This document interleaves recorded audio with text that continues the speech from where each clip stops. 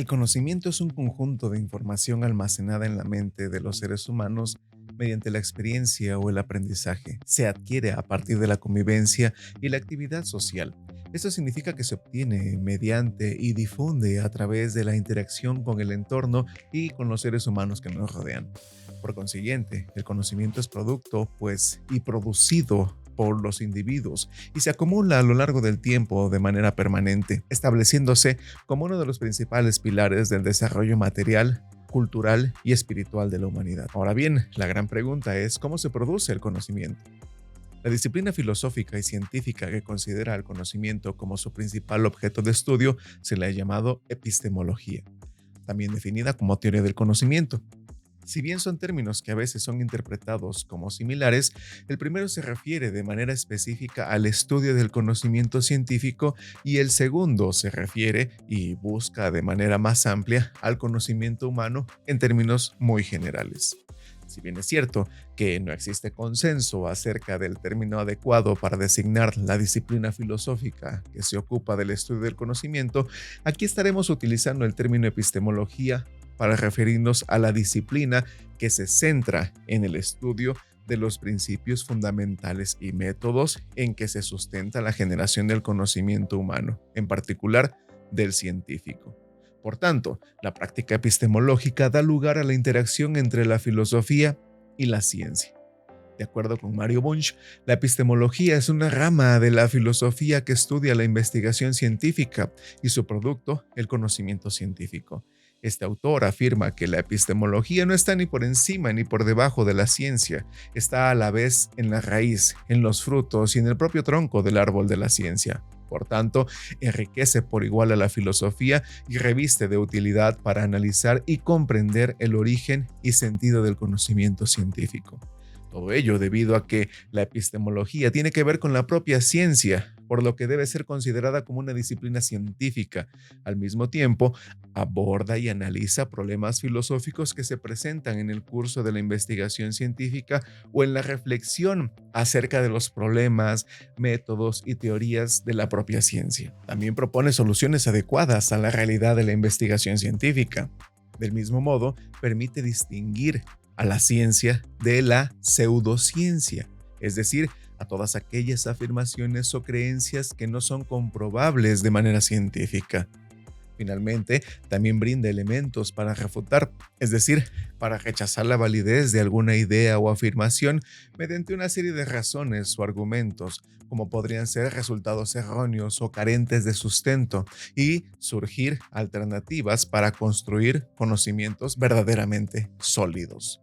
De igual manera, es importante destacar que la epistemología, al mismo tiempo que los principios y la metodología con los cuales la humanidad construye sus conocimientos, también se encarga de analizar de manera muy particular las relaciones que se establecen dentro de dicho proceso entre el individuo que desea conocer y aquello sobre lo que el sujeto realiza esta actividad cognoscitiva, esta actividad del conocer algo, es decir, lo que aprende y que se externó al individuo, en otras palabras, el objeto del conocimiento.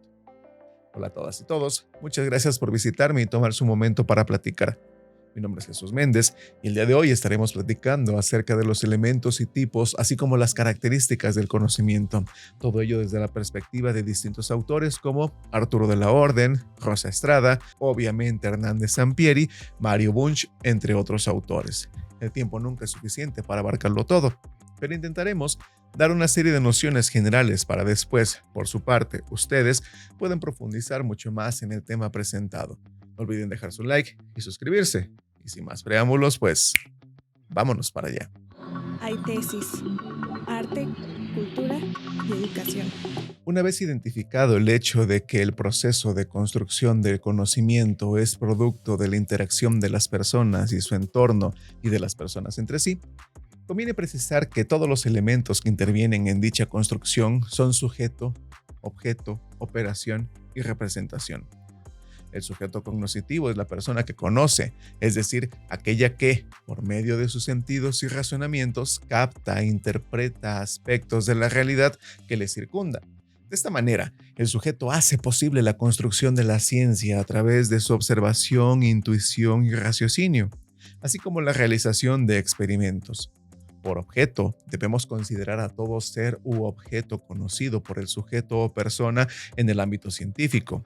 Es fundamental tener en cuenta que mediante su observación, razonamiento y experimentación, el sujeto interfiere en lo observado.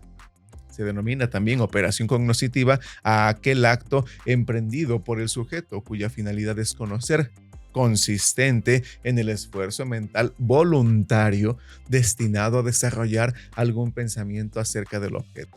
Existen diversas modalidades de operación cognoscitiva, las cuales pueden ser observar, escuchar, intuir, juzgar o razonar.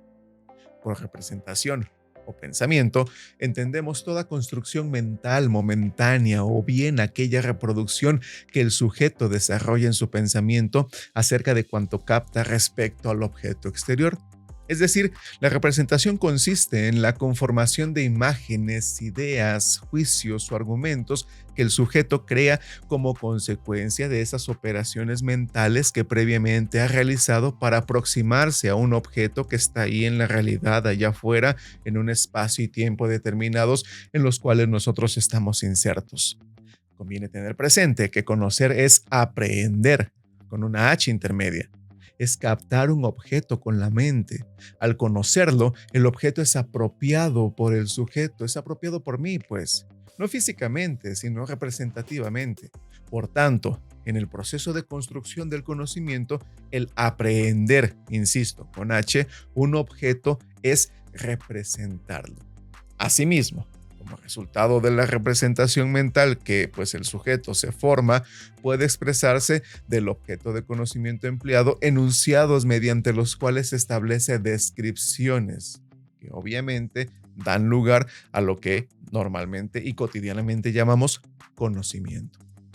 Pero pasemos entonces, ahora sí, a los tipos de conocimiento y sus características.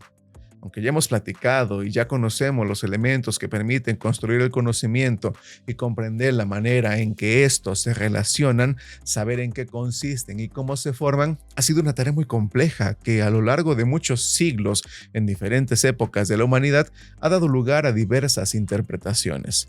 Para encontrar una explicación integral al respecto, es decir, total, válida, verdadera, que podamos creerla, así como sobre la existencia de distintas modalidades de conocimiento. Para lograr de manera fundamental la identificación y clasificación de los diversos tipos de conocimiento, es conveniente considerar los siguientes criterios. Primero, la relación entre el sujeto que conoce y el objeto conocido, que le vamos a llamar el conocimiento directo e indirecto. También es necesario identificar la naturaleza del objeto conocido, ya sea conocimiento sensible o inteligible. También el origen del conocimiento, si es a partir de la experiencia o si es a partir de la razón, es decir, si es empírico o racional. Del mismo modo, el nivel de verificabilidad o demostrabilidad, ya sea científico o no científico. En el caso del conocimiento no demostrable, este puede ser clasificado como intuitivo o teológico, entre muchos otros, ¿no? A partir de estos criterios es que podemos establecer y distinguir múltiples tipos de conocimiento, entre los cuales destacan principalmente los siguientes. Primero, el conocimiento directo o inmediato. Este conocimiento es aquel que alcanzamos o construimos por medio de los sentidos, el que se obtiene a partir de la experiencia de la observación directa de un fenómeno u objeto. Es también denominado como conocimiento ingenuo, porque se basa en la apariencia de los fenómenos estudiados u observados y a la vez se caracteriza por ser sensitivo, subjetivo, estático, superficial, asistemático e inexacto. Luego tenemos al conocimiento indirecto o mediato. También se denomina conocimiento crítico. Se obtiene al relacionar los conocimientos cotidianos adquiridos mediante la experiencia vivencial, al analizarlos de manera organizada y con base en la reflexión y los razonamientos lógicos.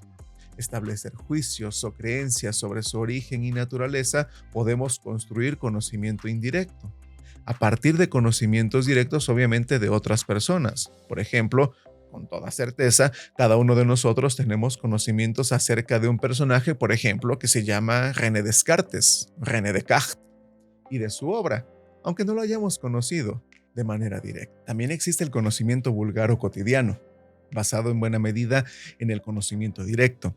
Es aquel que se construye de manera acumulativa a partir de nuestras experiencias diarias y lo que reflexionamos sobre estas, aunque no constituyen propiamente explicaciones. Por ejemplo, un conocimiento vulgar o cotidiano consiste en saber que el fuego quema, aunque desconozcamos por qué ocurre eso. O bien al iniciar el día solemos tener infinidad de pensamientos que están alimentados por los sentidos, ruidos, recuerdos, pláticas que forman parte de ese mosaico de sensaciones y experiencias espontáneas y sencillas que hacen pues que nuestra vida diaria transcurra de manera normal. Estas son actividades y pensamientos que no llegan a ser propiamente científicos, pero que generan un conocimiento cotidiano. El conocimiento empírico, por otro lado, como teoría filosófica, el empirismo enfatiza el papel de la experiencia y de la percepción por medio de los sentidos, como elemento fundamental en la formación del conocimiento. El filósofo inglés John Locke, uno de los principales impulsores del empirismo, consideraba que el conocimiento surge a partir de la experiencia directa, que el sujeto obviamente tiene con un objeto. Es decir, se basa en las sensaciones y percepciones que se obtienen por medio de los sentidos.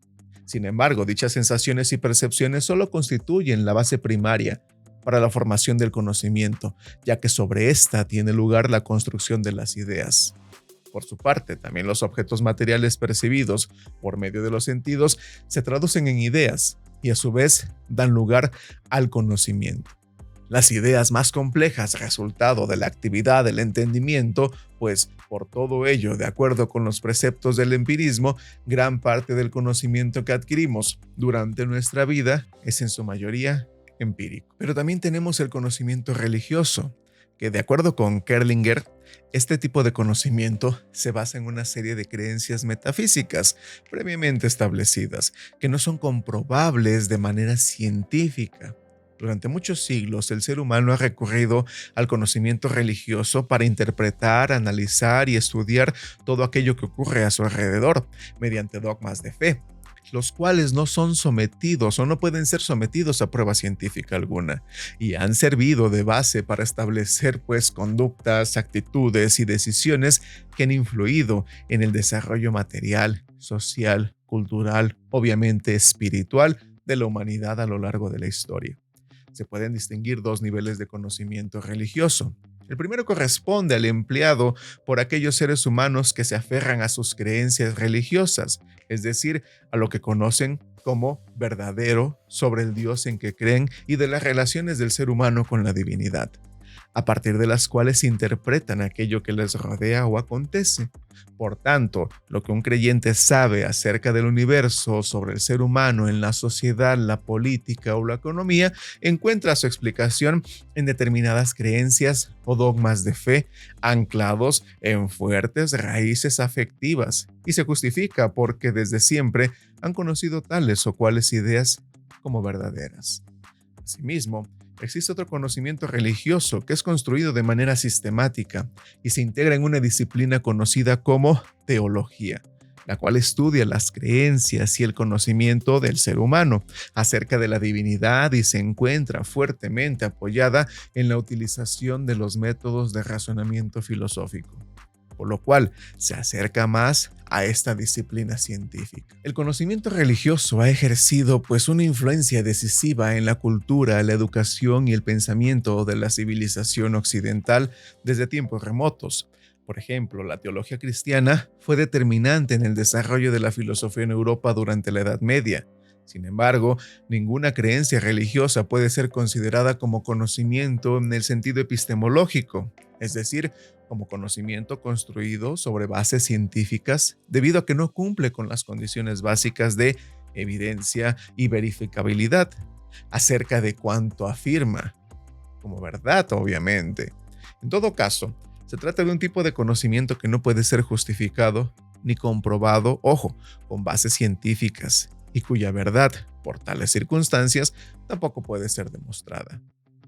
Tenemos también un conocimiento filosófico, y vamos a entender por conocimiento filosófico aquel que se fundamenta principalmente en la reflexión, sin que el pensamiento o el raciocinio se encuentren centrados en la comprobación de determinados aspectos de la realidad. Es decir, su finalidad no es encontrar respuestas o soluciones definitivas a las interrogantes que el ser humano se formula, sino brindarle las herramientas de observación y análisis para reflexionar acerca del sentido de la vida.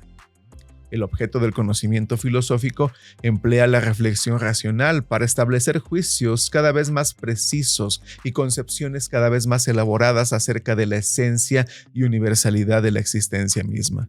Busca establecer argumentos con claridad y consistencia acerca de la realidad, y su objetivo es propiciar que el individuo desarrolle su capacidad de observación, de interpretación y de crítica de las diferentes dimensiones de la vida, sin la necesidad de planear verdades ni soluciones definitivas a sus inquietudes. Ahora sí, entremos como tal a lo que hemos llamado conocimiento científico. Este conocimiento es aquel construido a través de la investigación científica y que cumple de manera puntual con una serie de criterios específicos. Primero, la participación consciente del sujeto cognoscitivo. Luego, la existencia o planteamiento de un objeto del conocimiento. Después, el desarrollo de una operación cognoscitiva deliberada por parte del sujeto, para finalmente la formación de representaciones mentales o pensamientos acerca de la naturaleza del objeto y del conocimiento que está allá afuera. La ciencia constituye la única categoría del conocimiento que es contrastable mediante la demostración, la verificación o la refutación. La fiabilidad, es decir, que nos dé resultados seguros y esperados con una probabilidad de cumplir una determinada función bajo ciertas condiciones. En cuanto al conocimiento científico, es superior a la de cualquier otra forma del saber, porque en última instancia se basa en la evidencia. Sus enunciados son verificables, son falibles y sistemáticos. En tal sentido, el conocimiento científico es fruto de una investigación, así como del establecimiento de argumentos o aseveraciones que han sido comprobadas por los sentidos y la experiencia.